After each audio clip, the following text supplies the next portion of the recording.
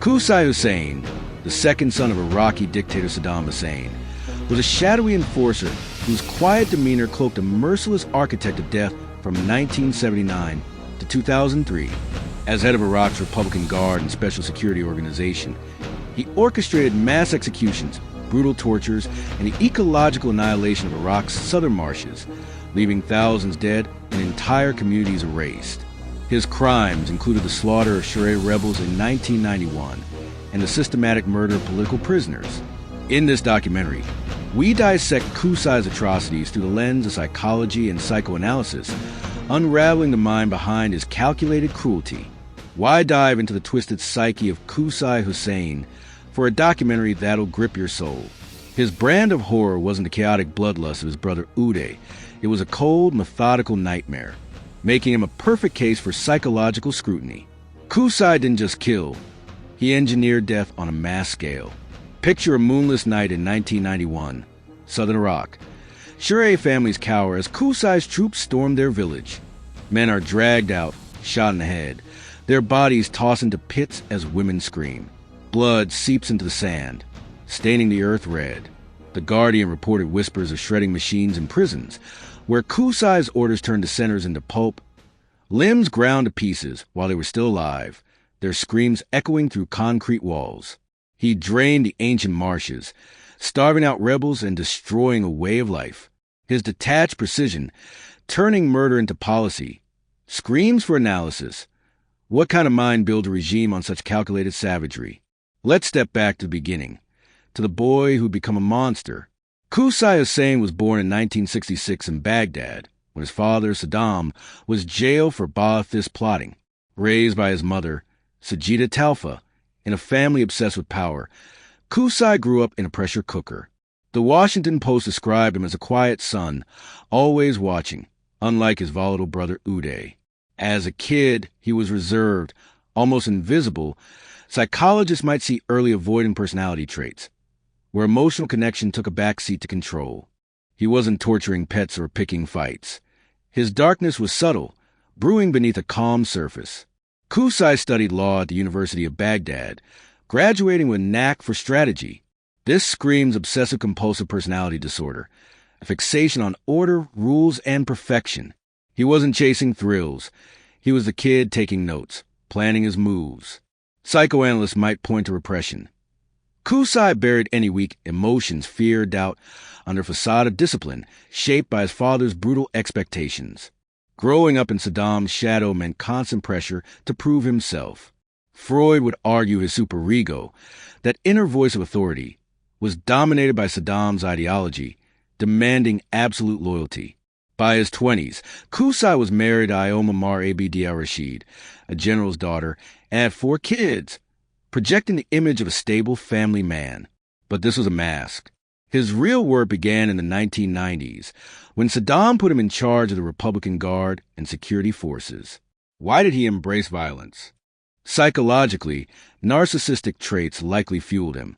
Qusay saw himself as the regime's backbone, the worthy son tasked with preserving Saddam's legacy. His paranoid ideation, fueled by Iraq's enemies and internal dissent, turned every critic into a threat. This wasn't just duty. It was a fight for his identity. Qusay's crimes were a masterclass in cold efficiency, a bureaucracy of death. His most notorious act was crushing the 1991 Shi'a uprising post-Gulf War. Britannica estimates thousands were killed, rebels, civilians, entire families. Imagine a dusty Basra street. Qusay's troops line up dozens of men, blindfolds tight, hands bound. A survivor, quoted in the New York Times, said, "They shot them one by one. The ground was slick with blood. Some begged, but the soldiers just laughed.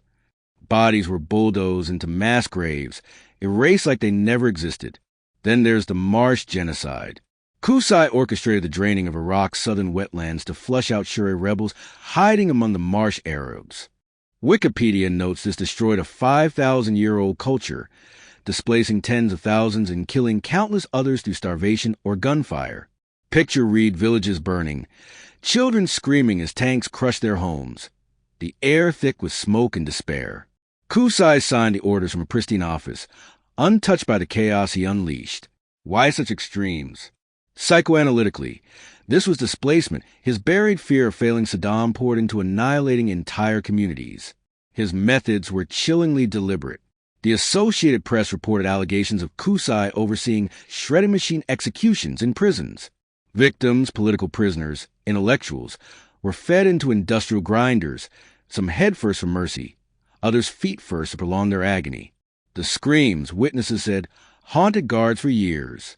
This was an impulse. It was policy, designed to break spirits. Psychologically, this points to sadistic tendencies by proxy. Qusay's schizoid traits led him detach, treating victims as objects to be erased, not humans. Qusay's targets were precise. Anyone who threatened the regime. Shi'a rebels, political activists, even loyalists like Khalis Mohsen al-Takriti, an engineer Qusay had killed for suspected disloyalty. Why them? His persecutory delusions painted dissenters as existential threats. A poet, a teacher, a farmer, anyone could be a virus in his ordered world. Dehumanization let him justify their deaths. They weren't people, just obstacles. A 1998 report from the Sunday Times accused Qusay of ordering mass executions to clear prisons. Picture Abu Ghraib. Hundreds of prisoners, some jailed for owning banned books, herded into a courtyard. Qusay's men opened fire, bodies collapsing in a heap, blood pooling like a dark lake. A witness told The Guardian, "The air smelled of death for days. They didn't even bury them properly." Qusay's goal wasn't just death. It was terror, a message to silence Iraq. This aligns with behavioral conditioning. Make fear so pervasive that obedience is automatic. Let's crack open Qusay's psyche. Psychologically, he likely had narcissistic personality disorder traits. A grandiose sense of his role as Saddam's heir, zero empathy for victims, and rage at any challenge to his power. His quiet efficiency suggests schizoid personality traits, emotional detachment that let him plan massacres like a chess game. His OCPD tendencies demanded absolute control, turning dissent into a personal affront. Psychoanalytically, repression was his cornerstone. Growing up under Saddam's tyranny, Qusay buried vulnerability, fear, guilt, under loyalty. Freud would say his violence was displacement, channeling inner conflict onto enemies. Jung's concept of the shadow fits too. Qusay's hidden darkness emerged through his orders, not his hands. His proxy violence, letting soldiers do the killing, reflects avoidant tendencies. He craved power but feared intimacy, even with violence. This passive-aggressive sadism let him dominate without touching blood. Why such elaborate cruelty? His shredders and marsh drainings weren't just practical, they were symbolic, erasing threats to his ego. This aligns with projection. He saw his own fears of weakness in his victims, so he destroyed them to feel strong. Picture this. A dimly lit prison cell, 1996. Baghdad. A young dissident Hassan is chained to a chair, his body bruised from days of beatings. Qusay's men, following his orders, attach electrodes to his chest. The air hums as electricity rips through him, his screams bouncing off concrete. A guard, quoted in the Associated Press, said, "Qusay stood behind a window, watching, writing notes. He never blinked." Hassan's crime? A pamphlet criticizing Saddam. His body was later dumped in a ditch, mutilated, a warning to others. Or imagine the Marshes, 1992. A Marsh Arab girl, Layla, hides and reads as Qusay's tanks roll in. Her village burns, her father shot before her eyes. The New York Times quoted a survivor. "They killed everything, people, animals, even the water was gone." Qusay's orders turned a vibrant ecosystem into a wasteland, a calculated act to crush resistance. The horror wasn't just death. It was erasure of hope, a slow suffocation of a people. Qusay's reign ended in a storm of bullets. On July 22, 2003, U.S. forces cornered him, Uday, his son Mustafa, and a bodyguard in a Mosul villa. The Guardian details a 6-hour firefight. Missiles tore through walls, leaving the house a smoldering ruin. Qusay, shot twice in the head, died beside his 14-year-old son, who fought to the last bullet. Their bodies, riddled with wounds, were paraded to prove their deaths. Philosophically, Qusay's end is a stark lesson in existential absurdity. He chased power, believing it would cement his place in history, only to die in a crumbling hideout, betrayed by an informant. From a Nietzschean lens, his will to power consumed him. His obsession with control led to his destruction. Existentially, Qusay's life forces us to ask, what's the cost of blind loyalty? He wasn't a cartoon villain, but a man who chose to become one, trading humanity for a fleeting illusion of strength. His death wasn't justice. It was a mirror, showing the emptiness of a life built on fear.